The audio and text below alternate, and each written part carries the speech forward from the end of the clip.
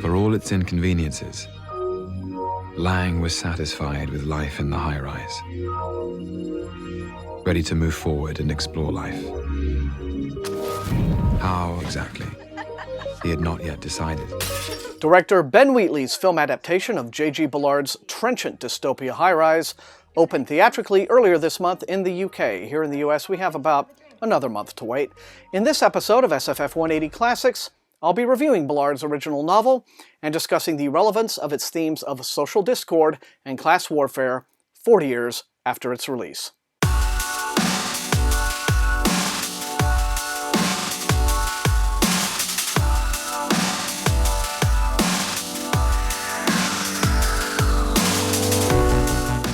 Hello again, everybody, and welcome to SFF180 Classics. I'm Thomas, your host. As always, thank you so much for joining me.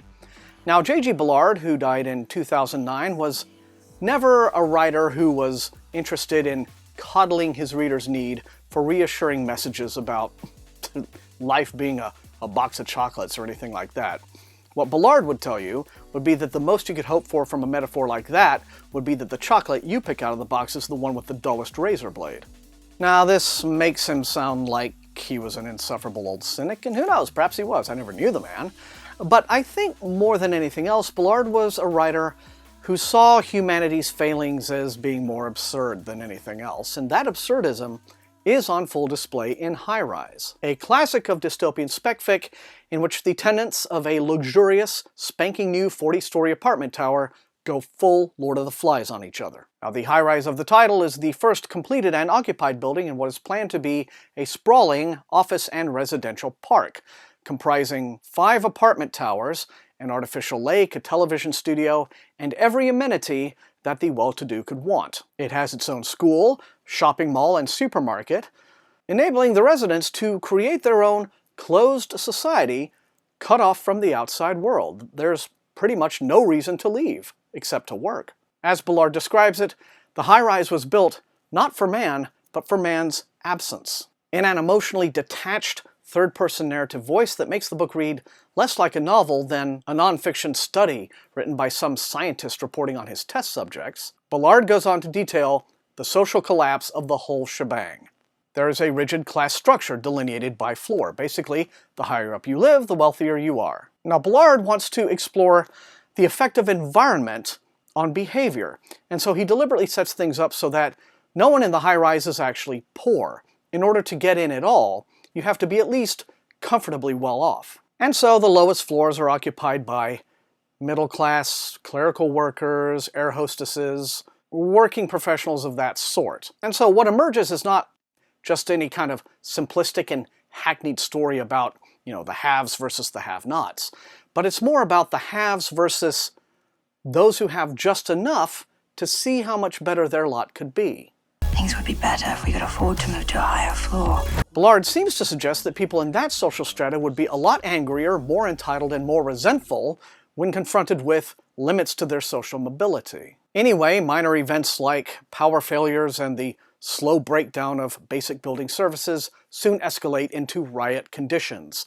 Residents form what are essentially gangs, kind of based on their particular floor, and they stage raids against enemy floors. Violent skirmishes escalate, apartments are ransacked and occupied like enemy forts, ferocious battles of capture the flag are fought over control of the elevators, which naturally represent the most obvious and literal means of upward mobility. And before long, everyone has just abandoned any vestige of basic humanity, wallowing in their own shit and eating whatever is left that they can find. It's just a big party in the sky. Now, I'm not going to lie, to many readers today, especially those who are accustomed to fiction that follows certain storytelling norms and conventions, HighRise is going to be every bit as off-putting as it sounds.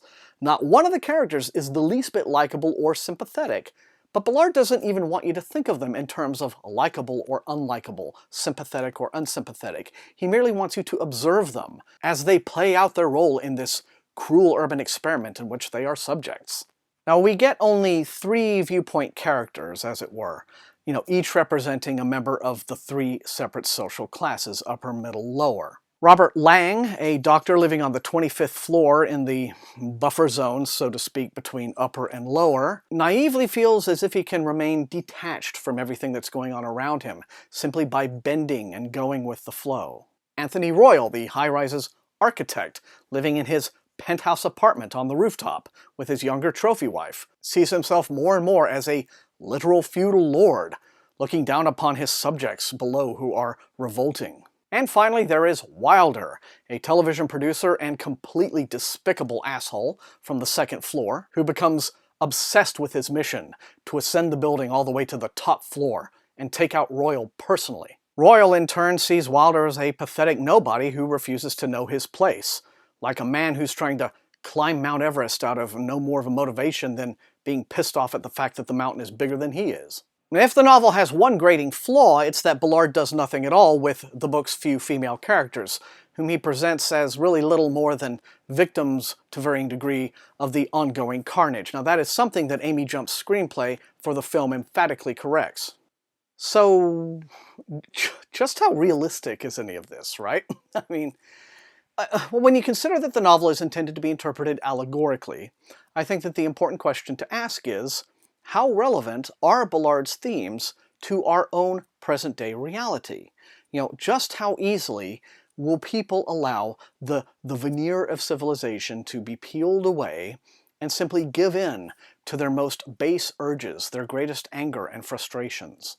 Ballard was specifically writing a takedown of British urban living in the 1970s, and he was inspired by his own experiences during World War II, when he was interned in a Japanese prison camp. But I read this book as an American in 2016, which is a time of intense social upheaval, which is represented by movements like the Tea Party, Occupy, Black Lives Matter, and which has culminated in one of the most volatile election years I personally can remember living through, in which hordes of angry voters on both sides are completely rejecting a political establishment that they feel has completely erased any hope for, and here it is again, their social mobility. And already plenty of violence has been the result of all of this class resentment. So however extreme the things that are going on in HighRise might seem, the fact is we don't have to look too far to see a lot of it being mirrored right now in the real world. Is the closed society of Ballard's HighRise merely our own broader society in miniature? Are we all in the HighRise